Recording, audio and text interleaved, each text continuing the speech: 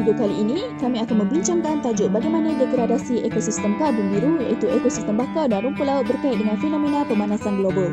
Ekosistem karbon biru merujuk kepada karbon yang diasingkan, disimpan dan dilepaskan di dalam sesebuah ekosistem. Ekosistem ini memainkan peranan yang sangat penting terutamanya dalam menangani karbon dioksida. Namun, masalah degradasi atau kemerosotan dalam kedua ekosistem ini telah mengganggu ekosistem karbon biru dan memberi kesan melalui proses yang berlaku di dalam kedua ekosistem tersebut. Degradasi atau kemerosotan ekosistem ini akan menyebabkan berlakunya gangguan terhadap proses fotosintesis. Apa itu proses fotosintesis? Proses fotosintesis adalah proses penghasilan makanan sendiri oleh pokok atau tumbuhan. Proses ini sangat penting kerana ia dapat membantu menukarkan gas karbon dioksida yang terdapat di udara, iaitu ruang atmosfera menjadi gas oksigen yang diperlukan oleh manusia dan haiwan untuk tujuan respirasi. Antara aktiviti yang menyebabkan berlakunya kemerosotan terhadap ekosistem bayar bakau dan rumput laut ini adalah aktiviti manusia seperti pembinaan. Contohnya projek Forest City Johor Bahru. Projek ini adalah salah satu kegiatan pembinaan di kawasan laut yang telah menyebabkan kawasan laut yang menjadi habitat bagi rumput laut terpaksa ditambak menjadi sebuah punah buatan. Keadaan ini secara tidak langsung akan mendorong kepada berlakunya peningkatan gas karbon dioksida yang terperangkap dalam udara. Peningkatan gas karbon dioksida ini boleh menyebabkan berlakunya pemanasan global. Kemerosotan ini juga dapat dilihat melalui kadar penyerapan karbon di dalam tanah yang semakin terganggu. Penyerapan karbon di dalam tanah merupakan proses di mana karbon dioksida dikeluarkan dari atmosfera dan disimpan di dalam tanah.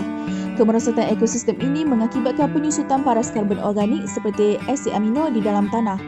Hal ini menyebabkan karbon bebas dari tanah ke atmosfera dan berlakunya defisit karbon di dalam tanah. Kesan daripada kemerosotan penyerapan karbon dalam tanah ini akan menyebabkan berlakunya perubahan iklim.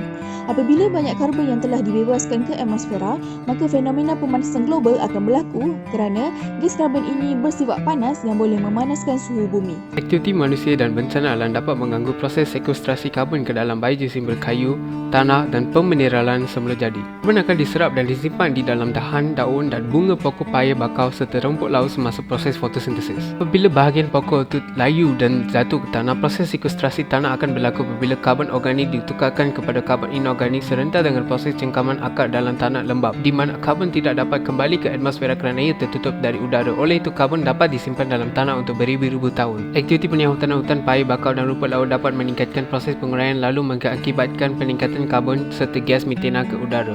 Gas metana pula mempunyai kesan pemanasan yang jauh lebih besar daripada karbon dioksida, iaitu 34 hingga 86 kali lebih kuat. Jadi walaupun sedikit metana mempunyai potensi untuk mengimbangi simpanan CO2 bakau. Akibat daripada aktiviti manusia dan bencana alam, pelepasan karbon dan gas metana ke udara dapat membentuk selimut kesan rumah hijau yang merangkap pantulan gelombang haba ke angkasa. Kesimpulannya, kita perlulah mengurangkan kegiatan yang dapat menyebabkan berlakunya degradasi terhadap ekosistem ini supaya kesejahteraan hidup lebih terjamin di samping mengekalkan kestabilan ekosistem tersebut.